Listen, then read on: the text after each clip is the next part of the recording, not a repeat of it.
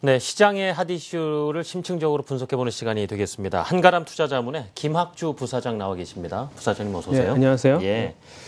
자, 가만 돌이켜보면요. 지금 우리 시장 이렇게 가파른 내리막길을 걷기 시작한 것이 어찌 보면 또 중국이 위안화 절하를 선언하면서부터 좀 맞아떨어지는 부분이 있습니다. 위안화 절하와 증시 이런 움직임, 그 이면에 어떤 논리가 형성이 돼 있었을까? 이 부분도 한번 정리해서 들어보면 좋지 않을까 싶거든요. 예. 그렇죠. 뭐 그걸 약간 뒤집어 보면은 네. 미국하고 중국하고 어떤 그런 갈등이 숨어 있었지 않았을까 이렇게 생각하는데 미국이 위안화 절하를 선언하는 그런 배경을 보면 일단 뭐 돈이 빠져나갔어요. 그러니까 미국이 양적 완화를 통해서 전체 한 3조 달러 풀었지 않습니까? 그 중에 이제 2009년 6월부터 2014년 6월까지, 그러니까 작년 6월까지 거의 뭐 2조 달러가 중국을 비롯해서 한 19개의 그 아시아 국가들로 이제 들어왔거든요.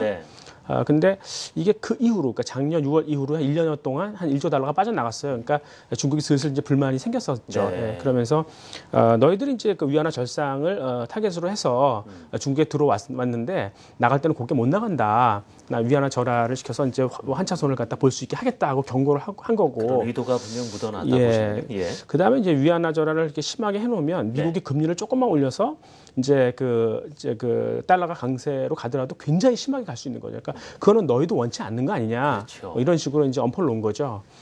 그리고 이제 또 하나는 중국이 좀 약간 그동안 착각했던 걸 깨달은 것 같아요. 그러니까 그동안 중국에서 그 내구성 소비재의 판매가 되게 좋았거든요.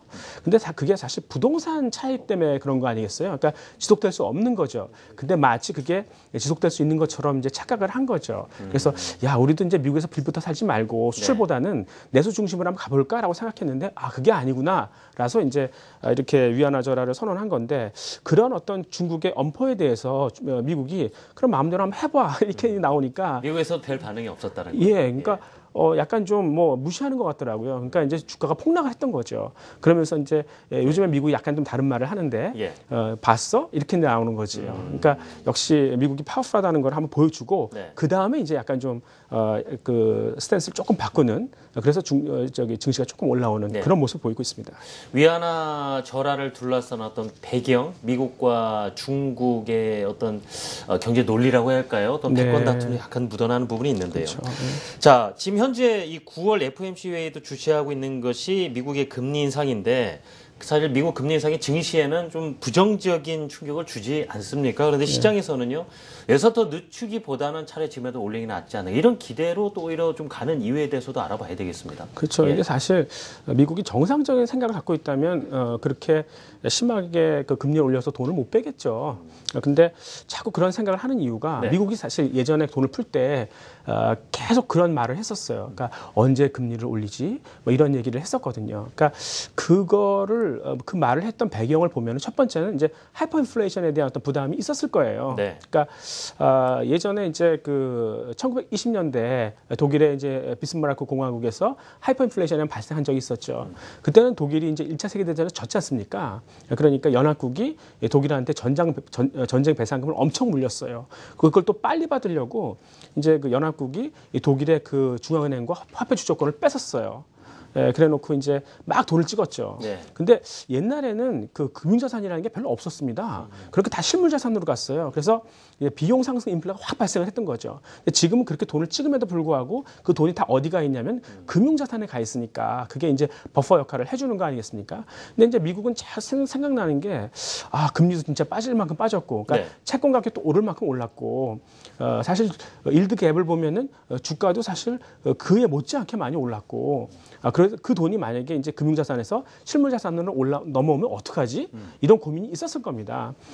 또 하나 이제 미국이 자꾸 이제 그럴 거라고 금리를 올릴 거라고 생각하는 배경은 돈이 더 이상 역할을 잘 못하는 것 같아요. 그러니까 그 돈을 아시아로 보냈던 이유는 이 아시아 이머징 국가들이 역시 그 성장 잠재력이라는 게 있으니까 가서 돈이 일을 할 수 있을 것이다. 즉 투자를 해서 뭔가 개발할 수 있을 것이다. 고용이 늘 것이다. 소비가 늘 것이다. 기대를 했었는데 그렇지가 않았죠. 예상과 달랐던 이유는 역시 이 아시아 이머징의 그 국가들의 인구도 선진국 못지않게 늙었어요. 그게 이제 착각했던 거죠.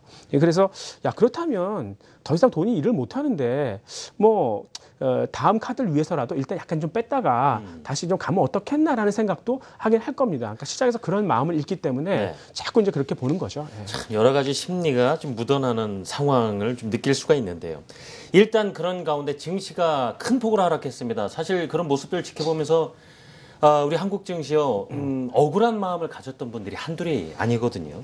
자, 뭐 앞으로는 받아들여야 되니까 앞으로는 어떤 국면으로 전개될 것인가 이 부분에 대해서는 준비를 좀 하고 싶은 마음은 있어요. 예, 근데 사실 미국이 금리를 올려가면서 거칠게 돈을 뺄 수 있을까요? 네. 그러니까 저는 사실 그 말도 안 된다고 생각하고 그렇게 가면은 이제 사실 금융위기 오는 거죠. 예. 그래서 지금 금융기관들이 그래도 많이 이제 좀 정신을 차렸지만 아직도 자본 구조가 건전한 게 아니에요. 만약에 이제 이렇게 자산의 가격이 급락을 해서 금융기관들의 자본이 훼손되기 시작하면 그때는 이제 심각한 결과가 오는 거죠. 네. 그래서 그런 상태는 안 만들 겁니다. 그러니까 우리가 이제 그 돈을 풀어서 자산 가격의 버블을 만들기 시작한 게 2000년도 초반부터 그린스펀 시대부터 그렇게 간 거 아니겠습니까? 쫙 오다가 이제 2008년에 한번 뚝 떨어졌죠. 그때 이제 왜 그런 문제가 발생했냐면 네. 그때도 이 자산의 가격이 더 이상 오를 수 없다는 걸 스마트 머니들이 안 거예요. 그러니까 돈의 성격이 그런 거 아닙니까? 더 이상 오를 게 없으면 그냥 치고 나와야 되는 과감히 거죠. 나오는 거죠. 예. 예. 그래서 그때는 이제 너무 많이 나왔기 때문에 금융위기까지 온 거고 지금은 사실 많이 경험을 해봤기 때문에 이제 그렇게까지는 안 할 거라고 생각을 하는데 예. 하여튼 지금도 역시 스마트 머니들이 치고 나오는 거죠. 근데 그 이후에 무슨 일이 발생합니까? 다시 거품은 생길 수밖에 없어요. 그러니까 인류가 지난 100년 동안 굉장히 고속 성장을 하다가 꺾인 게 2000년도 초반부터거든요. 그러니까 다시 새로운 수요가 이제 그 분출하기 전까지는 이 자산 가격의 거품은 어쩔 수 없구나라는 걸 인류가 알게 될 거예요. 예. 깨닫게 될 겁니다. 그러니까 그거를 이제 뉴 노멀이라고 부르는 거죠. 그래서 다시 유동성은 돌아올 겁니다. 네. 문제가 뭐냐면 우리나라는 기간 산업들, 그러니까 주력 산업들이 경쟁력을 잃고 있다는 거예요. 그래서 ROE가 떨어진다는 거예요. 네. 그렇다면 대답은 분명하네요.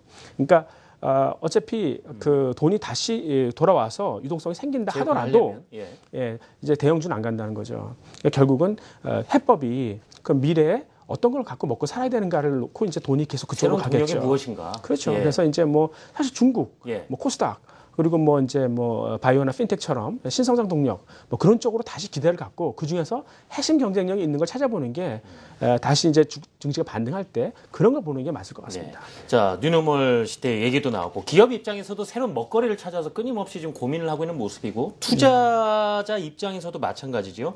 어떤 것이 좀 세상에 주목을 받으면서 이슈로 떠오를 것인가. 지금 바이오 핀테크 관련주들 말씀 주셨는데 이와 관련해서 말이죠. 최근에 시장에서 들린 얘기 원격 진료 이야기가 많이 들려서 말이죠. 좀 관심 있는 분들 많으실 텐데 설명 부탁드립니다.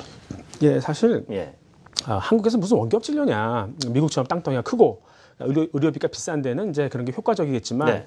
뭐 한국은 그냥 뭐 동네 의원 가면 되는 거 아니냐 이렇게 생각하는데 사실 이 원격 진료의 진짜 목적은 의료 정보의 통합입니다. 그래서 예를 들어 제가 이제 고혈압 약을 먹거든요. 그러니까 동네에 그렇습니다. 가가지고 이제 뭐 예. 의사랑 상의하고 약은 받아 먹을 수 있죠. 근데 저의 상태가 시시각각으로 이제 다이나믹하게 변할 수 있지 않습니까? 그거를 누가 그 실시간으로 챙겨줄 수 있다 그러면 되게 고마울 것 같아요. 그렇죠. 모니터링을 계속 해준다라면 든든하죠. 예. 그렇죠. 그래서 결국 이제 건강보험공단이 저의 어떤 실시간 정보들을 잘 갖고 있고 만약에 예방해줄 수 있다 그러면 저도 좋고 건강보험공단도 이제 그 예산을 절감할 수 있거든요. 예. 그렇게 해서 이제 추산되는 예산 절감액이 1년에 3.7조 원이니까 꽤 큰 거죠. 적잖군요. 예. 그래서 그건 좀 확실히 그 정당성은 있을 것 같습니다. 근데 지난번에 이제 그 SKT나 LG U+가 이걸 한번 했었어요. 이제 국내 시장은 아직 그 좀 시기상조라고 생각했지만 중국을 보면서 한번 했었거든요. 근데 실패했어요. 왜냐하면 이 노인분들이 기계를 이해를 못 하더라고요. 예. 스마트폰 사용하시고 이러기가. 그렇죠. 예. 예. 또 그때는 이제 그 스마트 디바이스가 그렇게 많이 나오지 않았었고요. 예. 서버도 별로 안 좋았었고. 근데 요즘에는 뭐 좋은 거 많이 나오지 않습니까? 그러니까 요즘에 뭐 그 아이워치도 그렇고 핏핏 같은 거, 그다음에 사용도 좀 편리한 쪽으로. 그렇습니다. 나이키 밴드 같은 것도 예. 좋고, 그다음에 이제 뭐 요즘엔 또 이제 스마트 실버라고 이 노인분들도 이제 똑똑해지고, 예. 그러니까 환경은 무르익은 것 같아요. 그다음에 이제 새롭게 보건복지부 장관이 된 정진엽 씨도 이쪽으로 되게 강조하는 것 같고. 근데 이제 이 동네 병원에서 반대하죠. 그러니까 역시 의사들이 굉장히 그 네. 돈이 많기 때문에 권력이 있는 것 같아요. 근데 그거 어떻게 이제 돌파하느냐의 문제인데 만약에 이런 시대가 온다 그러면 이 원격 진료 그런 기업 중에서는 레퍼런스가 있는 것. 그러니까 과거의 투자 실적이 확실한 것들이 네. 가장 중요해 보입니다. 그렇다면은 뭐 투자 관점에서는 어떻게 좀 집중을 해보면 좋겠다. 마무리도 주시면 좋겠는데. 예. 원격 진료 관련해서는. 근데 그거 사실 그 종목을 지금 말씀드리긴 좀 어렵고요. 하여튼 관련 레퍼런스가 것들 좀 찾아서 레코드가 트랙 레코드가 좀 있는 것들 있지 않습니까? 네. 그런 것들이 이제 유망해 보이는 거죠. 네, 참고를 하겠습니다. 자, 우리 김학주 부사장과는 여기까지 말씀을 나눠야 될 것 같습니다. 한가람 투자자문 김학주 부사장과 말씀 나눴습니다. 고맙습니다. 네, 고맙습니다. 감사합니다.